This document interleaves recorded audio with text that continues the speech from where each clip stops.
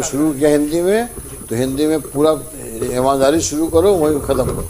माननीय न्यायमूर्ति से मेरा एक विनम्र निवेदन है। हाँ श्रीमान, इस परिस्थिति में ये जो व्यक्ति है, ये तो सब्जी का धंधा करता है। श्रीमान, इसकी 4 छोटी छोटी नाबालिग बेटियां देखो ऐसा जो है, आज अपने पिता के स्नेह से वंचित है। उस आधार पर माननीय न्यायालय से मैं विनम्रता पूर्वक निवेदन करूंगा, सर, ये व्यक्ति जीवन के संकट से मोहताज है। आज उसका परिवार जो है आज सड़कों पर है। इसलिए माननीय न्यायालय से रहम के आधार पर और इस दया के आधार पर कि 4 छोटी बच्चियों का भविष्य श्रीमान अंधकार में है, माननीय न्यायालय से मैं विनम्रता पूर्वक आग्रह करूंगा कि एक ही व्यक्ति एक ही समय में 3 तरह की शर्ट कैसे पहन सकता है। कलयुग के समय में कोई पिता पुत्र आज भी जुआ नहीं खेलते।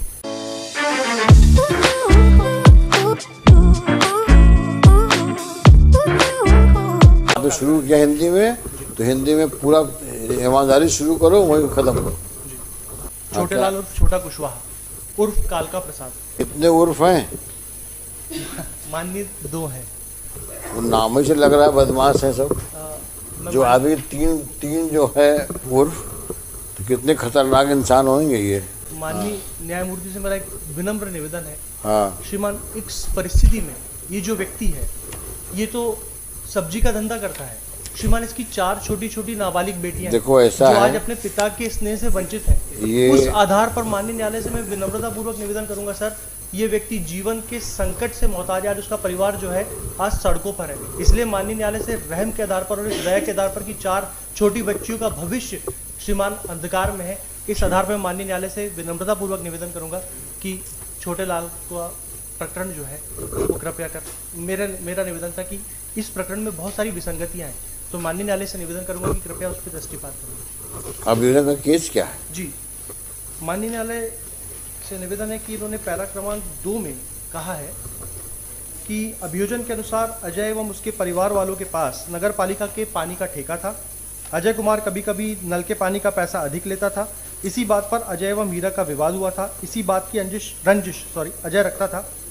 दिनांक 4/8/2012 को भवानी कुशवाहा एवं उसका भाई हीरा करण सागर तालाब में कपड़े धोने गए थे।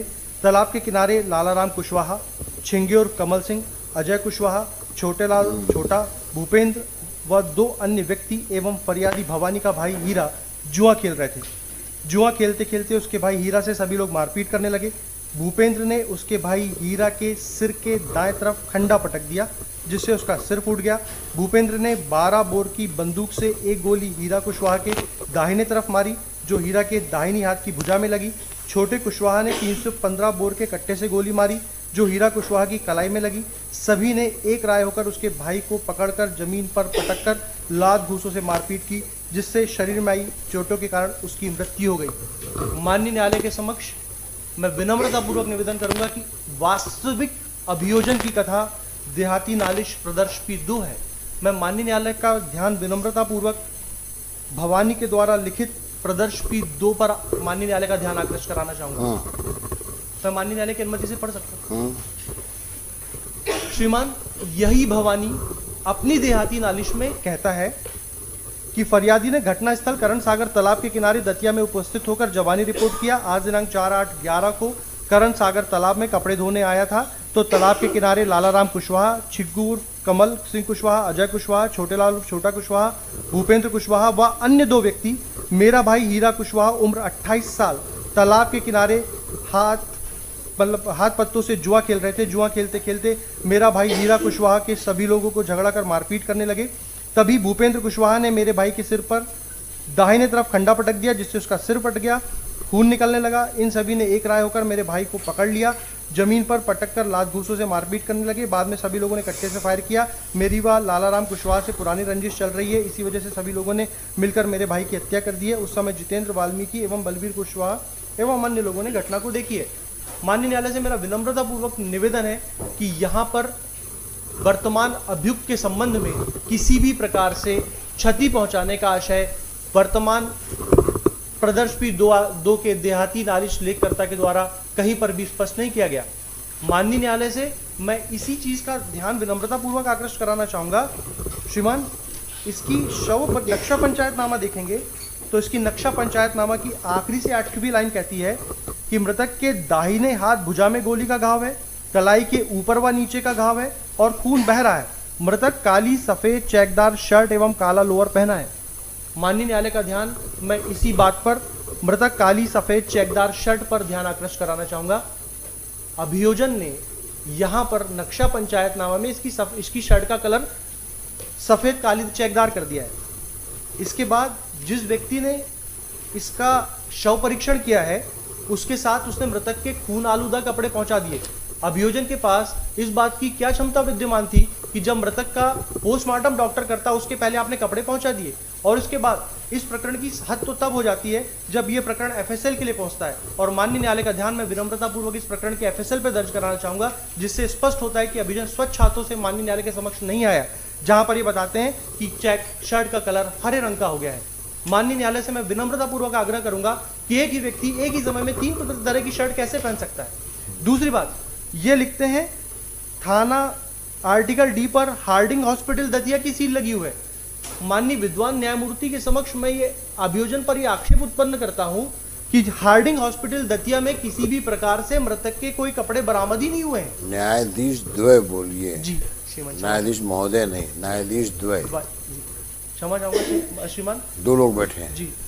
माननीय विद्वान न्यायमूर्ति गण जी, श्रीमान इन्होंने हरी शर्ट बताई, पहले आपने काली शर्ट बता दी, आप फिर हरी शर्ट बताते हैं, इसके बाद शर्ट का कलर उसका जो भवानी है वो सफेद बताता है। श्रीमान हर बदली परिस्थितियों में इसकी शर्ट का कलर बदल जाता है। वर्तमान अभियुक्त से किसी भी प्रकार की कोई जब्ती, कोई स्वीकारोक्ति कथन माननीय न्यायालय के समक्ष पटल पर मौजूद नहीं है।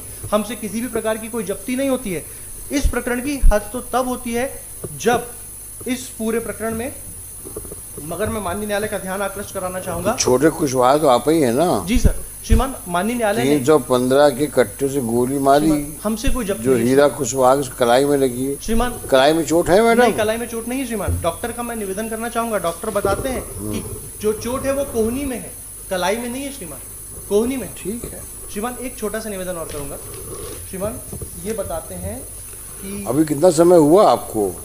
जी श्रीमान, 7 माह हो गए, लेकिन माननीय न्यायालय ने दो अभियुक्त गणों को 7 माह हुए हैं? जी, माननीय न्यायालय ने 2 अभियुक्त गणों को भी जमानत का लाभ प्रदान किया है। कौन है सर? ये जो है इसमें एक है कमल सिंह उर्फ छिंगा, और इसमें है लालाराम कुशवाहा, जिन्हें 28/11/2022 और 6/1/2023 के कमल सिंह जी, कमल सिंह उर्फ छिंगा और लालाराम कुशवाहा। श्रीमान यहाँ पर ये बताते हैं कि जुआ खेल रहे हैं, लेकिन कलयुग के समय में कोई पिता पुत्र आज भी जुआ नहीं खेलते। और जुआ खेलने का मतलब केवल पत्ते नहीं होते, इन्होंने पत्ते जब्त किया, कहीं पर मौके पर कोई धन बरामद नहीं हुआ। तुमसे कोई यहाँ का इतिहास साहित्य नहीं पूछ रहा है। जी श्रीमान, लेकिन ये बता रहे हैं कि जुआ खेलने ऐसा बरामद नहीं करते। ये किसने कह दिया पिता पुत्र साथ में जुआ नहीं खेलते? नहीं श्रीमान, पिता पुत्र आज भी जुआ नहीं खेलते हैं। कहाँ रहने वाले हो? सर मैं छिंदवाड़ा से। तो छिंदवाड़ा में नहीं खेलते क्या? पिता आज भी सर एक सम्मान का भाव होता है। आज भी कोई भी पुत्र अपने पिता के साथ और पिता अपने पुत्र के साथ जुआ नहीं खेलेगा श्रीमान।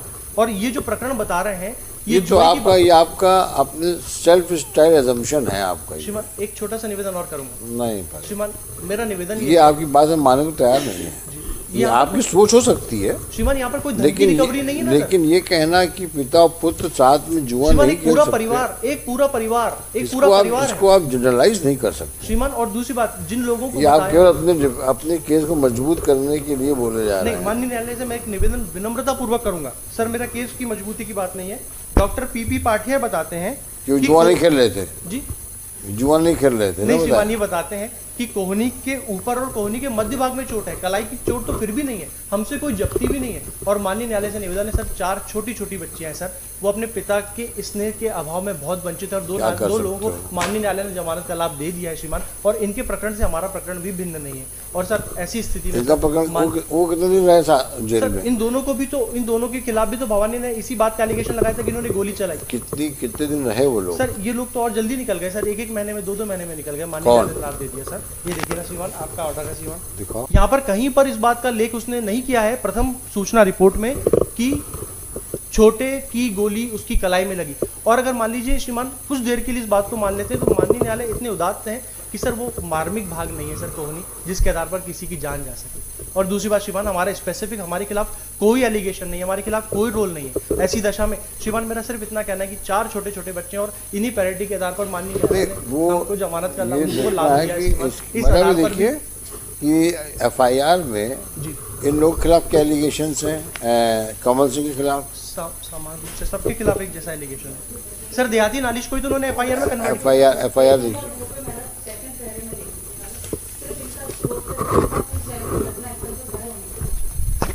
नहीं, ऐसा नहीं है श्रीमान, इन्होंने यही देहाती नालिश की। कमल और श्रीमान सिंह मैं अभियोजन की इस बात का घोर विरोध इस आधार पर भी माननीय न्यायालय के समक्ष करना देखो, चाहता हूं। विरोध तब करना, पहले उनको बहस करने दो, और ज़्यादा नौटंकी करोगे तो दिक्कत पड़ नहीं जाओगे। श्रीमान, क्षमा चाहूंगा। बैठ जाओ चुपचाप।